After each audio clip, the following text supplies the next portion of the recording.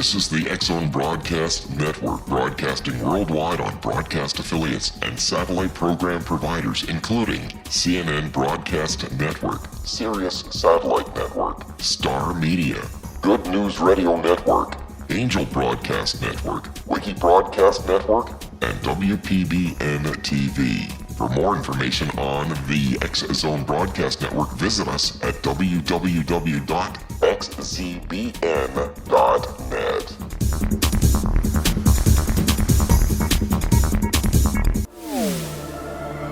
The X-Zone Radio Show with Rob McConnell is largely an opinion talk show. All opinions, comments, or statements of fact expressed by Rob McConnell's guests are strictly their own and are not to be construed as those of the X-Zone Radio Show or endorsed in any manner by Rob McConnell, Relmar McConnell Media Company, the X-Zone Broadcast Network, its affiliated networks, stations, employees, or advertisers.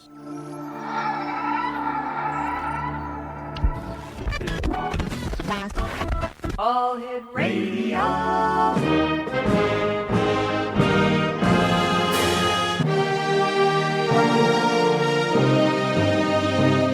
Welcome to the X-Zone, a place where fact is fiction and fiction is reality. Now, here's your host, Rob McConnell.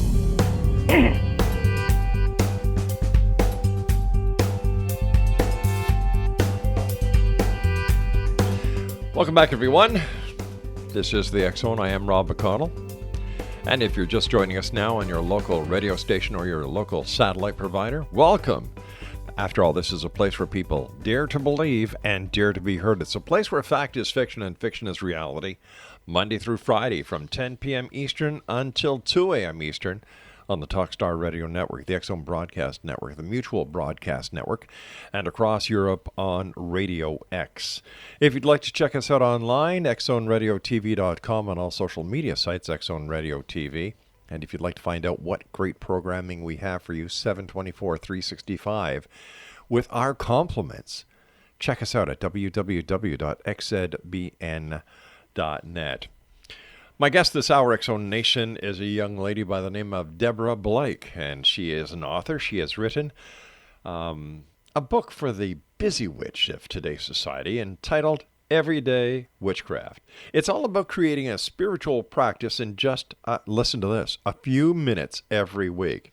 This positive and practical guide to living the craft shows that no matter how busy or hectic life is, even small moments and simple acts can add meaning and depth to your everyday life. Everyday Witchcraft is filled with creative ideas and an array of fun, easy ways to connect with the rhythms of the nature, well, not of the nature, of nature, each and every day, not just on Sabbaths or full moons. Joining me now from the beautiful state of New York is my guest this hour, Deborah Blake. And Deborah, welcome to the X-Zone. Merry meet. Merry meet. And hello. Deborah, how long have you been in the craft, and what was your inspiration for becoming a witch? Well, in some ways, I'd say my whole life, except I didn't realize there was actually a name for what I was until about, 17, 18 years ago, maybe. Mm-hmm. And I had a friend who kept inviting me to these groups she had, and I'm not really a group person, so I kept going, looks like a bunch of weirdos to me, and finding excuses not to go. Yeah, I know, shocking, but true. And one Samhain, what most people would call Halloween, she sort of tricked me. She said, it's only a few people. We're not doing anything major. Come on over. And so I did. And just a few people turned out to be about 30. And they were all, like hugging me and saying merry meet. And I thought, oh, Lord, this is just weird. And we had a lovely feast dinner. Mm-hmm. And then we went out into the woods near her house in a park and cast this magical circle. And she invoked the god and goddess. And all of a sudden, I had this connection to something beyond me that I'd never had before. And I suddenly realized that, where I had been sort of seeking, I had found where I was supposed to be. Why do you think in today's society, people still, not the majority of people, but people still look at witchcraft and Wicca through tainted glasses. In a word, propaganda, and not new propaganda. I mean, the Catholic Church, bless their little hearts, Right. When they came into Europe and essentially took over from the pagans who ran the country, they essentially waged this propaganda war in order to be able to move the church in and get rid of the pagan folks. So that was step one. And a lot of that stuff has come down through our society and through the cultures that many people grew up in. Anybody who grew up in a Christian culture, heard some of that stuff, like that line from the Bible that is so famous, "Thou shalt not suffer a witch to live." Well, technically, if you look at the earliest translations, the word was not witch. The word was evildoer, which is a completely different thing, except when King James translated it, i.e. the King James version of the Bible, which many people have, he changed that word from evildoer to witch because he had issues with the witchy folks. And so there was that. And then, of course, there's Hollywood. Of course, yeah. And don't get me wrong, I enjoy a lot of Hollywood witch kinds of things, but it's way more fun to make them seem wicked and powerful and, evil than it is to go, oh yeah, she lives next door, she grows a bunch of herbs and exactly, right. dances around under the full moon. So it's sort of a combination of all of those things.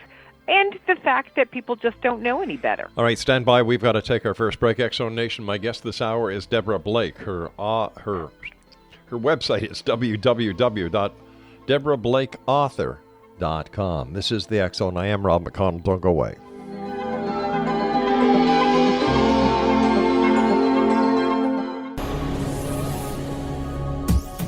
This is the X-Zone Broadcast Network, broadcasting worldwide on broadcast affiliates and satellite program providers, including CNN Broadcast Network, Sirius Satellite Network, Star Media, Good News Radio Network, Angel Broadcast Network, Wiki Broadcast Network, and WPBN TV. For more information on the X-Zone Broadcast Network, visit us at www.xzbn.net.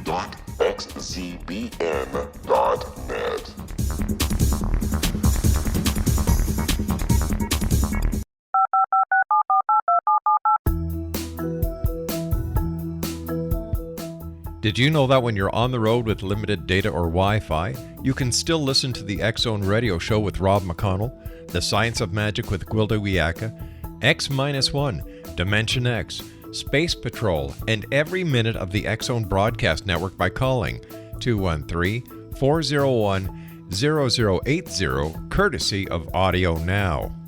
No smartphone, app, or internet needed. It saves your data plan, and it's free if you have unlimited minutes.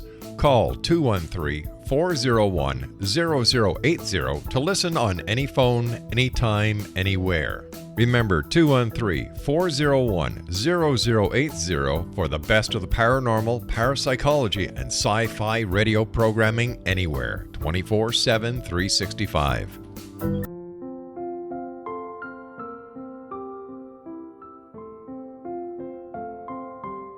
I am Dr. Carl O'Helvey, founder, president of a new cancer foundation focusing on evidence-based physical, mental, and spiritual interventions, including natural cancer cures, prayer, meditation, affirmations, nutrition, and other related holistic cancer prevention and cure modalities.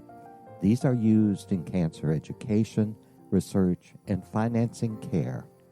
I ask for your help to continue this important work by donating at www.holisticcancerfoundation.com.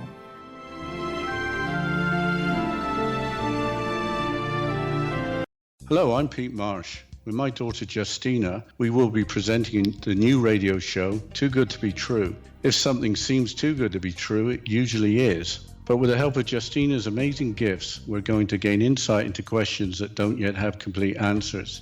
Have you wondered who built Stonehenge and for what reason? Why are crop circles found in the same region as Stonehenge and elsewhere? Are crop circles a hoax, or are they created with technologies that we have little knowledge of? Who built the pyramids in Egypt and also in other countries? How and why were they built? Was the Titanic switched with the Britannic as part of a gigantic insurance fraud, or for more insidious reasons? What caused the Tunguska event when trees were flattened over an 800 square mile area in Siberia? Will the new insights be too good to be true? Well, that will depend on what you are prepared to believe. Please join us as we start on this journey together. For more information on Too Good to Be True, visit www.xzbn.net. Little children aren't the only ones afraid of the dark. Millions of soldiers return from war zones with PTSD, anger, frustration, fear, and loneliness, much of which surfaces during the darkness of the night.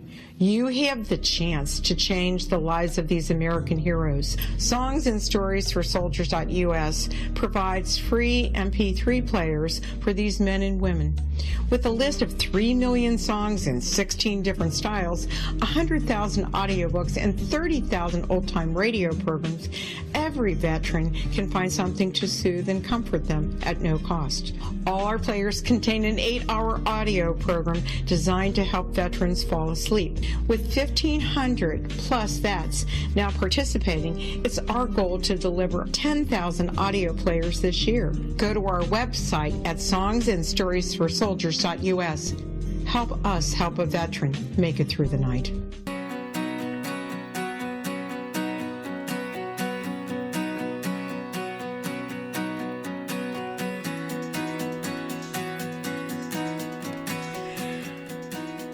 Wiccan High Priestess and leader of the eclectic group Blue Moon Circle is my guest this hour. Her name is Deborah Blake, and her website is www.deborahblakeauthor.com, and she is the author of Everyday Witchcraft, and that is published by our good friends at Llewellyn. You and I were just talking off air, and I told you I love witches, and then you said that you actually did a podcast where the host said he didn't. We see that's the difference between real radio people and podcasters.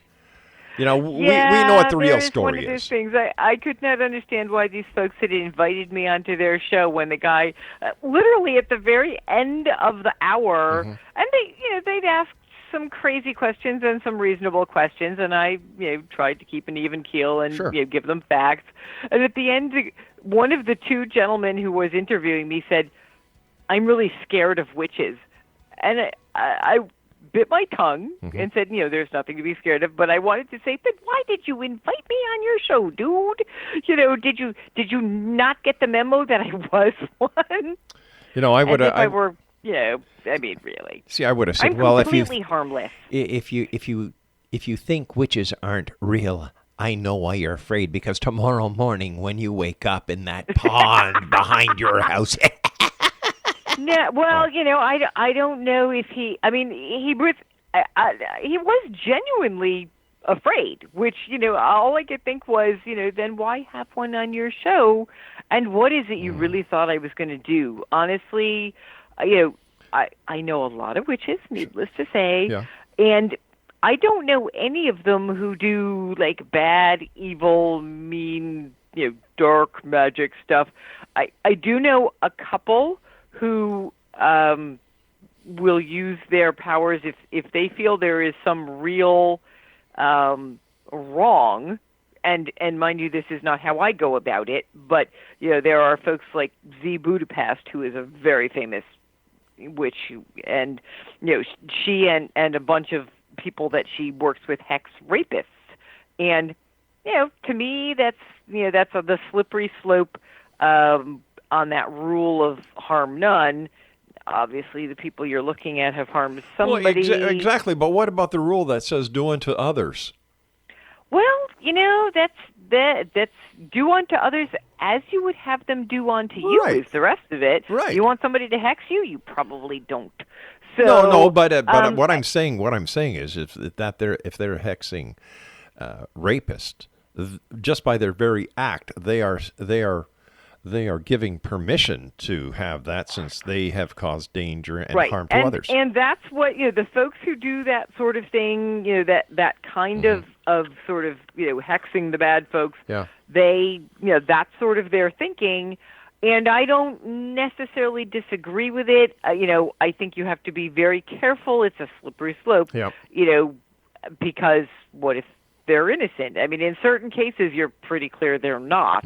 If you have somebody in your witchy circle who you know well and believe in, who comes to you and says, this person did such a thing to me. But yeah, for the most part, witches are a bunch of benign men and women who are essentially practicing a nature-based religion and worshiping God and goddess, and mostly trying to just get along in their own lives the same way everybody else are. I get a kick out of the people who say, "Listen, Rob, you've got witches on your show. They believe in a great number of gods and goddesses. That's heathen." I said, "Well, wait a second. So do the Hindus, and nobody gets ticked off at them." Yeah, it is sort of funny. There's this very, and what many of the folks who say such things don't realize is that a lot of their religious practices are actually based on pagan things. Yep. Christmas, for instance. Everybody's heard, the carols that talk about the Yuletide Mary and all that stuff. Well, that's based on Yule, which was a pagan, was a pagan holiday. That's the winter solstice. Yep. Which is celebrated all around the world by many different people. The solstices and the equinoxes are sort of a universal concept. And, we just had Easter. Easter eggs, Easter bunnies. They're all pagan. Pagan fertility symbols, which, we're happy to let you folks borrow. Go right ahead. But, if and in fact, the holiday name Easter is based on a goddess named Ostara. Yep. So yeah, I think and mind you, I did not until I came to my own pagan studies, my own Wiccan studies. I didn't know any of this stuff either. So I think a lot of it is just that people don't have the information, which is one of the reasons that I come on shows like this. It's less to promote myself than to spread knowledge and, hopefully open people's eyes a little bit so that they realize that, witches aren't that scary. You've got to look. Most witches aren't that scary. I'm kind of scary. Then you have to look at the reality of today's industries that pagans actually started hundreds of years ago. For example, the pharmaceutical industry started by witches. Or what we're, the apothecaries, herbs. Herbalists. Exactly. Basically, medicine, modern medicine, things like aspirin, which comes from white willow bark, which Valium. The herbal wise women in villages all over, many of which they weren't Wiccan, because Wicca is a new permutation of that. Yeah, but they preppies. were what you would have called a witch. And yes, they were using those sort of herbs. St. John's wort, which is now known to be helpful for things like depression. There's a whole lot of medicines that came from herbs, and all of those wise people, who were practicing that sort of thing a long time ago. As well as organizations that are trying to get society to understand the damage that we're doing to Mother Earth. For example, Greenpeace was founded by a group of pagans. We're everywhere. Exactly. Well, the thing about following a nature-based religion is if you walk your talk, and not everybody does, but if you walk your talk, then one of the things that you do is you fight for nature. She's where we all came from. Unless you believe that we all just showed up here, which I understand some people believe that. But in general, if we do not learn to walk a little more lightly on the earth, we ain't gonna have one. Exactly. So yes, for most of us who follow this path, the current state of things is fairly distressing. Tell me about your eclectic group, the Blue Moon Circle? Blue Moon Circle. Well, we started back in 2004, and we've sort of waxed and waned. People have come and gone. The core bunch of people is still there. We've added people, and eclectic witchcraft essentially means that rather than following one particular path, which some witches do, for instance, there may be the Dianic witches who worship Diana, the goddess, and are predominantly sort of feminist, or the Alexandrian, which, they follow some of the earlier founders. We basically sort of take bits and pieces of things that work for us, and we put them all together, and we don't all necessarily believe exactly the same things in exactly the same ways, but we have enough commonality to practice together, and pretty much have the same belief system as far as our values are concerned. So yes, Blue Moon Circle has been around a long time and is essentially the inspiration for all of my books. That everyday witchcraft, which is sort of my theme, is because we're all busy people. We're all professionals of one sort or another, or quasi-professionals in my case. And the biggest complaint that I got all along was, how on earth do we manage to fit this spiritual practice into my everyday life? And so I started writing all of these books that basically were suggestions on how to do that. And honestly, they're helpful for me too, because it is, it's easy to lose track of that stuff. Just like, you're going to exercise every day this week. Well, all right, today's Tuesday and I'm tired and I'm not going to do it. And yeah, I'm sure those things don't happen with you, but you want to bet? Yeah, for the imperfect people out there, having ways to practice your spiritual beliefs, whatever they are, in little easy to do bits and pieces that you can sneak into the rest of your life, not a bad thing. When you're out meeting people at book signings or just giving talks, and they find out you're a witch, what are some of the comments you hear? Well, some of them are fine. Many of them are curious. I get a lot of people who say, "Oh, you're the first witch I ever met," at which I try not to laugh, and I say, "Well, probably not. It's just that many of us sort of keep a lower profile, and you've probably met plenty of witches. You just didn't, they didn't announce that they were witches. You probably have one living within a 5-mile radius of your house. You just don't realize it." Mm-hmm. I'm a little bit more out of the broom closet than most because I write these books and I'm out there. Every once in a while I get somebody who literally takes a step back. I had that happen once. It was sort of interesting. I was like, wow, it's not catching. It's okay. Mostly I get curiosity. Every once in a while I get somebody who's a little freaked out, and I just try and calmly explain things to them. Why do you think there's such a rebirth of curiosity when it comes to witches? Well, I think there's a couple of reasons. One of which is I think a lot of people who grew up with some form of organized religion or another. I grew up Jewish, and I'm still Jewish. You're born Jewish. You're still Jewish forever. Yep. Just ask my mother. But people who grew up with these sort of patriarchal religions, especially women, many of them sort of hit this point where they weren't really getting what they needed out of it, or just that the practice hadn't kept up with the changes, in our culture. And so they were looking for something else and they didn't know what. And so they're exploring. They aren't necessarily looking for Wicca, but, they're looking at Buddhism and they're looking at, various and sundry other things. And so that's one of the things they might look at.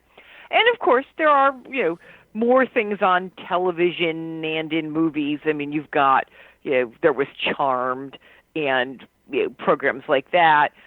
And Some of it I do think is that people are becoming more aware of the challenges of the planet and are trying to find ways to connect better. All right, there's something missing. All right, we'll get back to that when we come back from this break at the bottom of the hour. X-Zone Nation, our guest this hour is Deborah Blake, and her website is www.deborahblakeauthor.com. She's the author of Everyday Witchcraft, and Deborah and I will return on the other side of this news break as we continue here in the X-Zone from our broadcast center in Hamilton, Ontario, Canada. I love getting your emails. Don't forget, X-Zone at xzoneradiotv.com.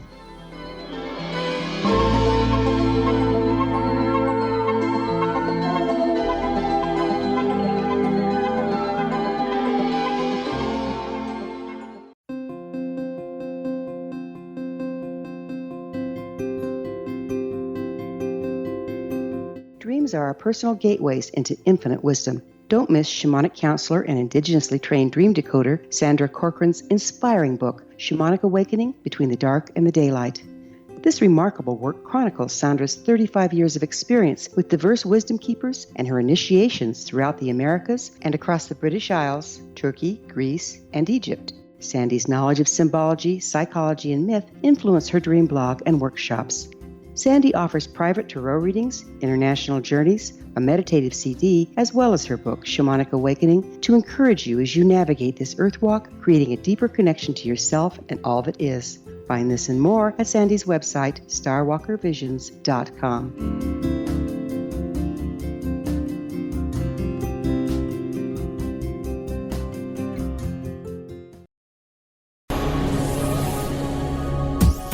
This is the X-Zone Broadcast Network, broadcasting worldwide on broadcast affiliates and satellite program providers, including CNN Broadcast Network, Sirius Satellite Network, Star Media, Good News Radio Network, Angel Broadcast Network, Wiki Broadcast Network, and WPBN TV. For more information on the X-Zone Broadcast Network, visit us at www.xzbn.net.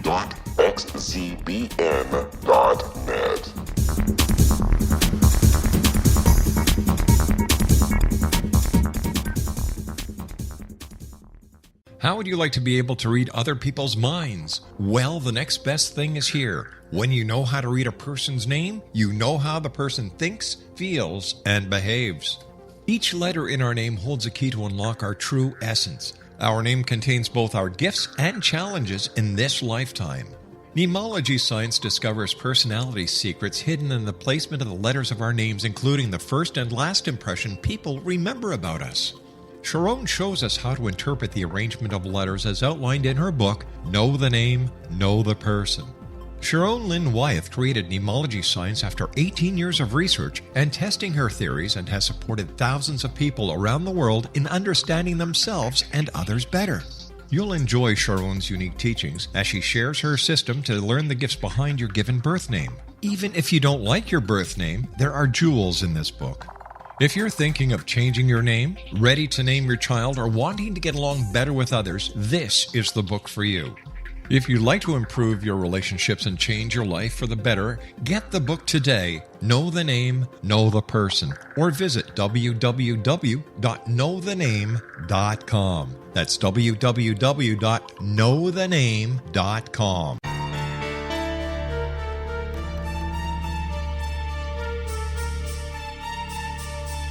Hello, I'm Justina Marsh, and with my dad Pete, we are going to present a new show called Too Good to Be True. Together, we are aiming to discover more truths about this world and beyond. Do you have unanswered questions about the world?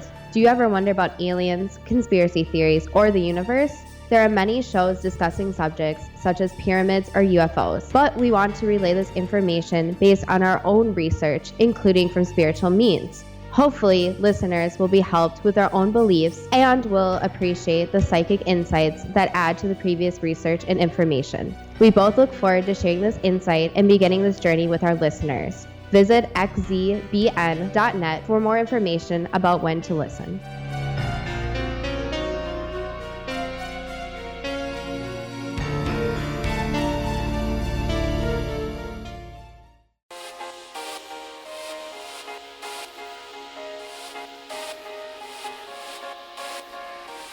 Exonation Deborah Blake is our special guest this hour. She is a Wiccan high priestess and leader of the eclectic group Blue Moon Circle. She manages the Artisans Guild, a not-for-profit artist cooperative shop, and works as a tarot reader and energy healer. She regularly contributes to pagan publications, including Llewellyn Annuals, and has an ongoing column in Witches and Pagans magazine. Her website, www.deborahblakeauthor.com. What was your inspiration for writing your book, Everyday Witchcraft? I got a lot of letters, or, at this point, messages on Facebook, from people who were fans of my earlier work and who, knew me from those sort of things, saying, gee, I really love your books, but I don't have time to do full rituals. I don't have a group to practice with. How can I, somehow practice, the craft in the little bits and pieces of time I have, because I'm so busy and I have, 14 children and a husband and a dog, or whatever.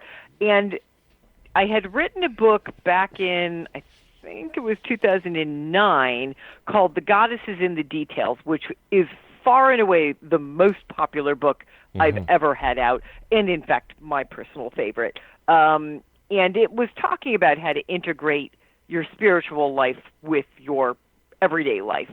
And it sort of occurred to me that there were things to add to that there were more things to say than I had to say back then, in part because I'd learned some more.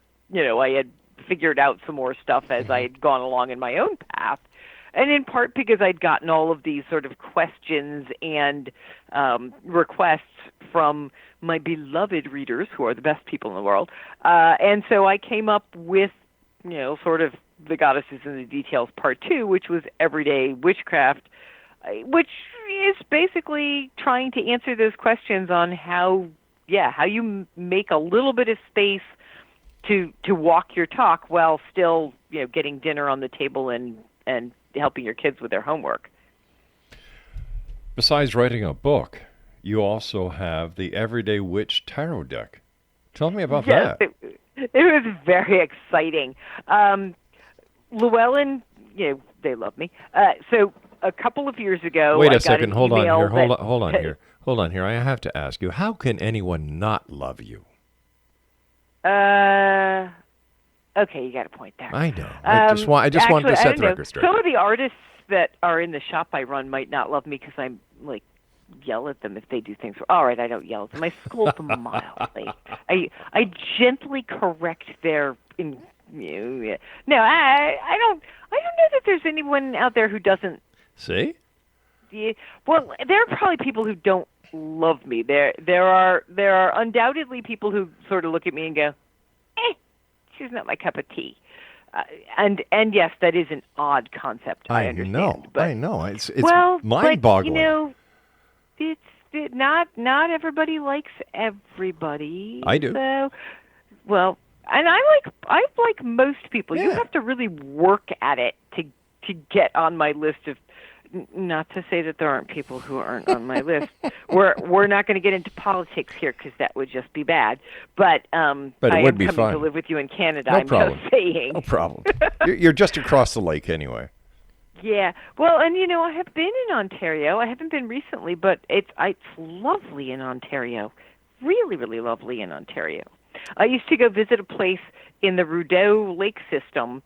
And there were all these beautiful lakes with the French names, and the people that I was traveling with, we went to Bob's Lake.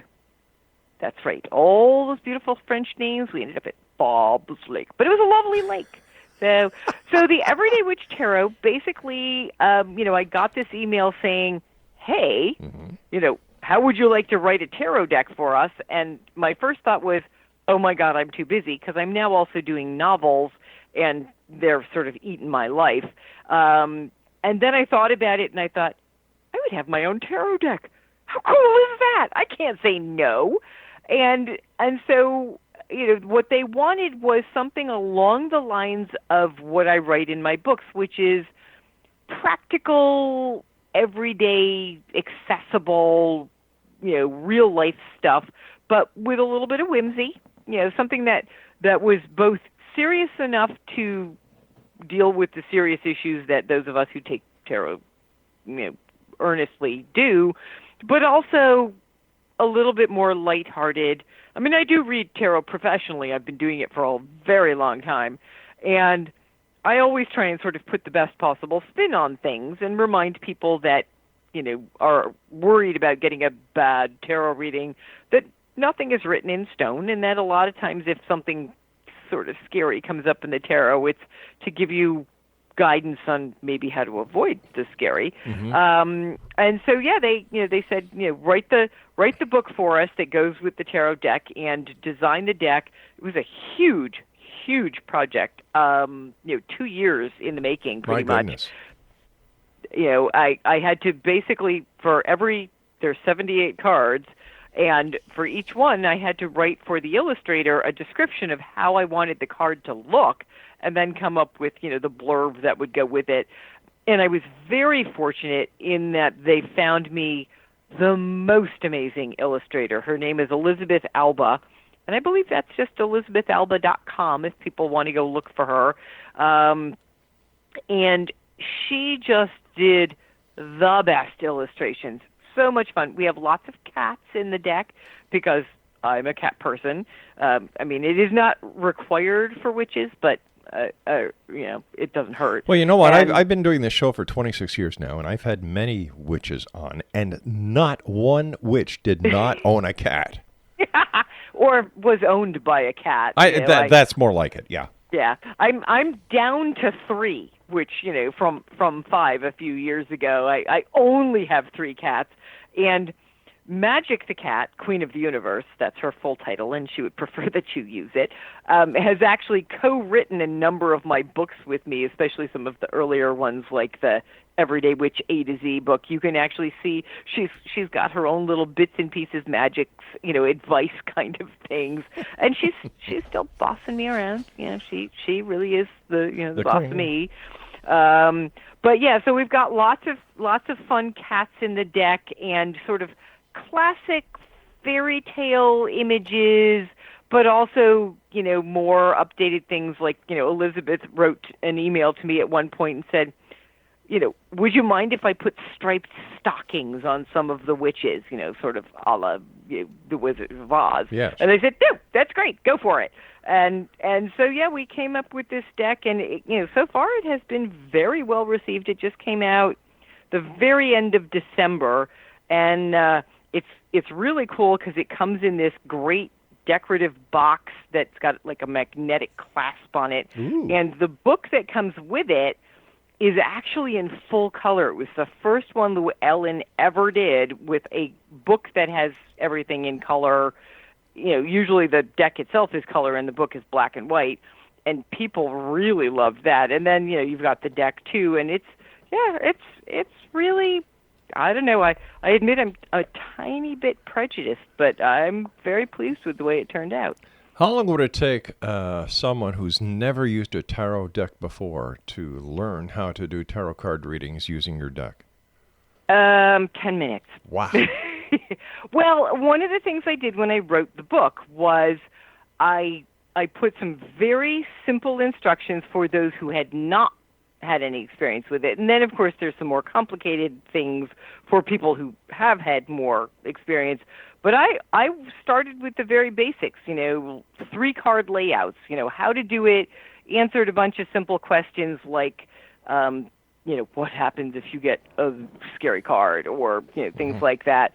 I tried to make it, accessibility is one of my big things. That's why Llewellyn loves me, and as we said, everybody does. Sure. But, it's also the reason why my readers come back for hopefully every book, is that I don't talk down to people, and I try and make it so that it's not boring for folks who have been doing it for years, because there are plenty of people who read my books who've been practicing for a long time. But I also want it to be comfortable, and what people say is it's like sitting down at the kitchen table with your friendly neighborhood high priestess over a cup of tea and just asking basic questions and getting basic answers. And that's pretty much me, your neighborhood high priestess. So I guess I can call you the Love Witch. you can call me anything you want, baby. Oh, hey, you and me and the big bazoo. I really, for me, spirituality, religion, whatever you want to call it, should be something that is available to everybody. Yeah. No matter what their level of learning, no matter how much time and energy they have to commit to it, no matter where they're coming from in their previous life. I mean, I know plenty of people who are, have sort of a foot in both camps, as it were.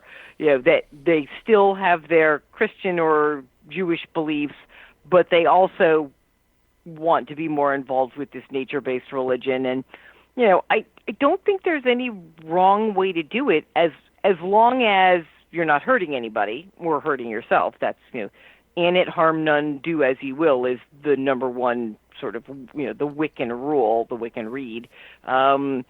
And beyond that, people say, well, is it wrong if I, mix this and that? And I say, well, does it work for you? And if it does, go right ahead. Fascinating. Based on your experience, when somebody comes to you for a tarot reading, are they mostly ladies or mostly men, or is it an even mix? I'd say probably mostly ladies, although I have had, plenty of guys do it. Although I will say most of the guys, when they first come to me, they have been brought kicking and screaming by their ladies who said, no, really, she will give you answers, and they all go, once they've come once, they often then come back on their own. I mean, some of it depends. I live in a very rural area in upstate New York, so I'm more likely to get women who are interested, although if you go closer to, like, Binghamton is one of the nearer large cities, and when I go to, rituals and get-togethers there, it's about 50-50. So some of it depends on where you are, and, I know plenty of male witches who are authors, so, obviously they're out there. Sure. But the tarot readings, at least in my personal experience, more likely to be women. Maybe it's that whole willing to ask directions kind of thing. Yeah.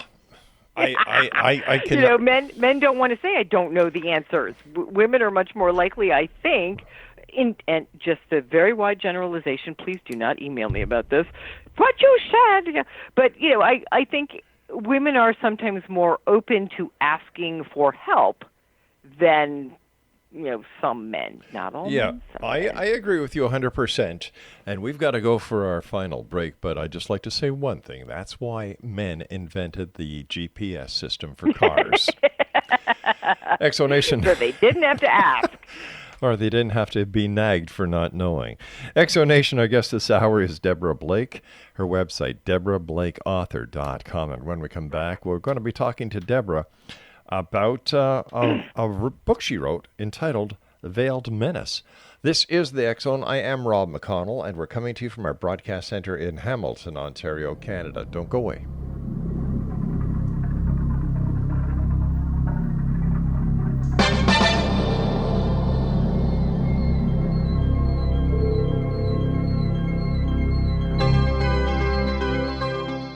Hi everyone, Rob McConnell here, and I wanted to spend a moment on internet streaming. Everybody has heard about internet streaming, but not many know much about it. Did you know the internet streams just about everything? Movies. From new releases to old classics. TV shows. Almost every show, every episode, and much more. But the question has always been, how do you do it? Well now, thanks to the folks at 123 Ready TV, I have the answer for you. They have developed a simple program app, 123 Ready TV, that you install on your Windows PC, Android smartphone, or Android tablet that can have you streaming like a pro in less than 5 minutes. You truly won't believe how much is available or how easy it is to do until you try. And for a one-time cost of only $19.99, this product is a real winner. To learn more about 123 Ready TV, visit our website at www.xzbn.net.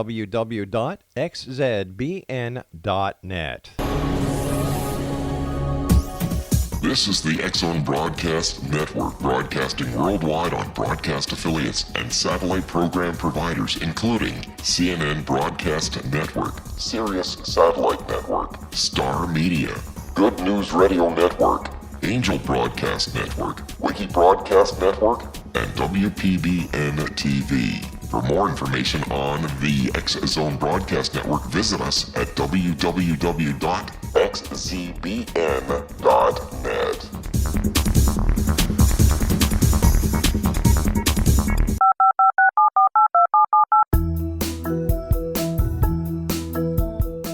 Did you know that when you're on the road with limited data or Wi-Fi, you can still listen to the X-Zone Radio Show with Rob McConnell, The Science of Magic with Gwilda Wiyaka, X-1, Dimension X, Space Patrol, and every minute of the X-Zone Broadcast Network by calling 213-401-0080, courtesy of Audio Now. No smartphone, app, or internet needed. It saves your data plan and it's free if you have unlimited minutes. Call 213-401-0080 to listen on any phone, anytime, anywhere. Remember 213-401-0080 for the best of the paranormal, parapsychology, and sci-fi radio programming anywhere, 24/7, 365.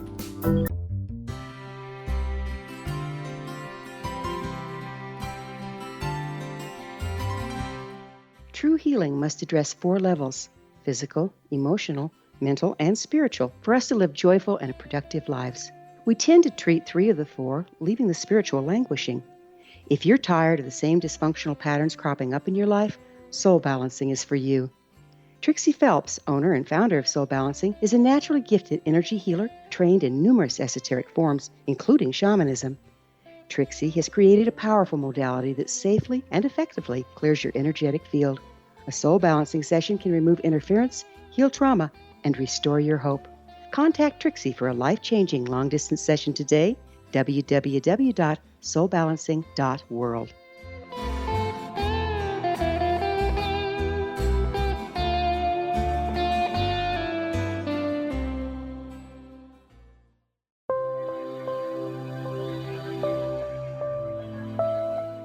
There's a legend shared by many indigenous cultures of a time when the nations were cast to the 4 corners of the world. Each nation was given a body of sacred knowledge that held a different portion of the truth to preserve. True reality could not be known until all the nations reunited, combining the information. If a single one was missing, the world could not be reborn and darkness would prevail. The Science of Magic Radio is dedicated to reuniting the sacred knowledge. With the understanding, none of us has all the answers, but together we can open new perceptions and possibilities. Through our combined vision, the world can be reborn into a place where darkness no longer prevails.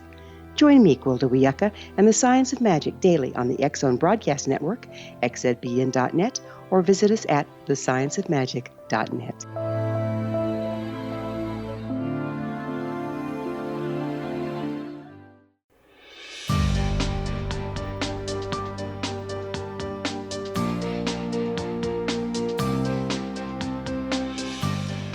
Exonation.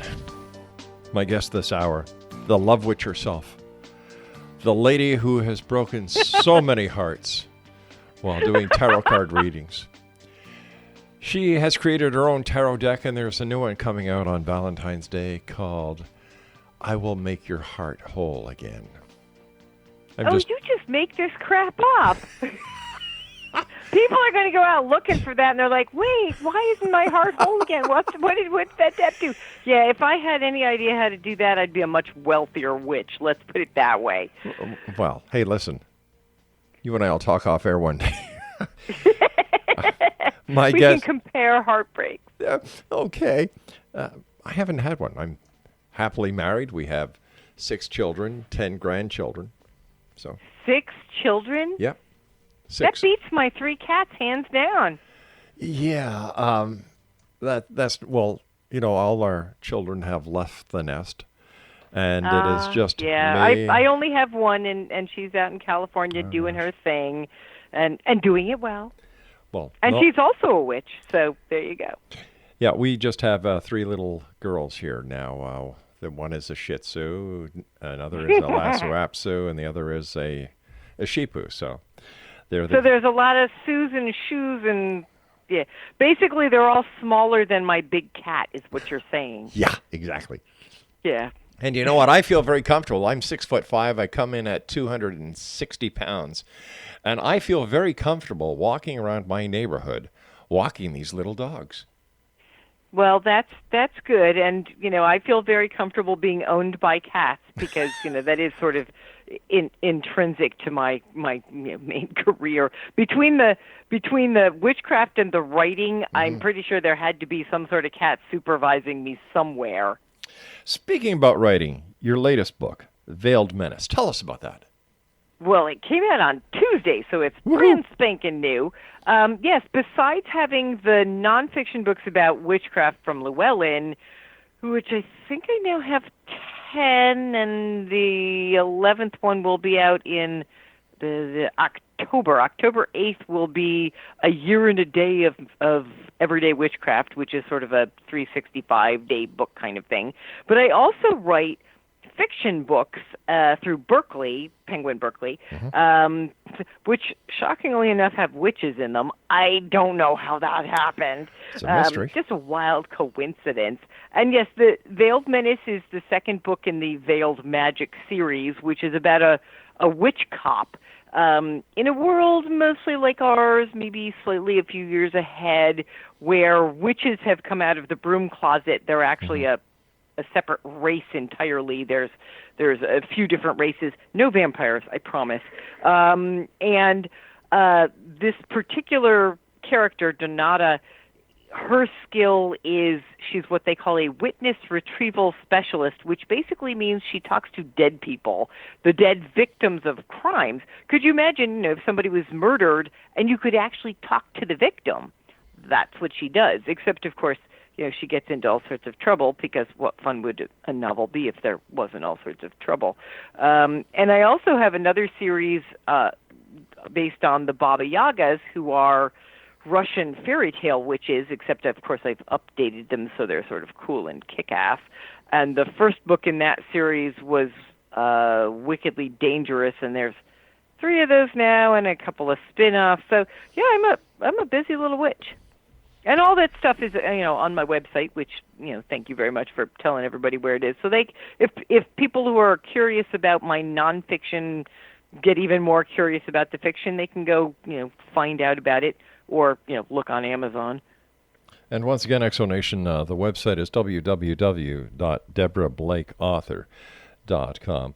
What is the hardest part about it being an author in today's social media savvy tech world? Well, for one thing, you spend more time promoting your books than you do writing them. It's an unfortunate reality. When I started writing, as many authors did, I had this delusion that I would get to sit in a corner and write, and that was what I would have to do, and I wouldn't have to talk to people. And it turns out that, no, you really have to be out there connecting with your readers on, Facebook and Twitter, both of those places, and, have a blog where you put up blog posts. Most of mine have cute pictures of my cats, but I also do lots of giveaways and talk about my garden and whatever else is going on, and the books. But yeah, it's very time consuming, and because I want to be accessible to my readers, I answer every message I get. If somebody sends me a message on Facebook or wherever, I always try and take the time to do that. But all of those moments, I have a real job too, sort of a real job. I work with a bunch of artists, so it's semi-real. It is like herding cats. I do it at home. I do it professionally. It's and none of them listen to me. Cats, artists, none of them. But yeah, it's very time consuming, and it's hard to make sure that you set yourself enough space to actually get the writing done. On the other hand, it's also a positive in that I can connect with my readers, and on Tuesday when I had the new book come out, I was on Facebook all day, giving away things and saying hi to people and reminding them to review the book and things like that. And it is an opportunity as well as an obligation. So it's kind of cool. Where do you see yourself next? What are you going to be doing next? Well, I'm working on the third book in the Veiled Magic series, and I'm working on another book for Llewellyn, which is the Book of Cat Magic. I don't know why they thought of me and asked me to do that one. How silly. And then, believe it or not, I am segueing into romantic comedy. I actually really like writing humorous romance because I think a sense of humor, especially in today's world, is sort of sanity saving. Oh my gosh, yes. A sense of humor is the saving grace of society. It really is. You can either laugh or you can cry, and I mostly try and laugh. So I'm hoping to do a little bit of that too. I probably will be writing another book in the Baba Yaga series. I don't know. We'll have to see what Berkeley says about that.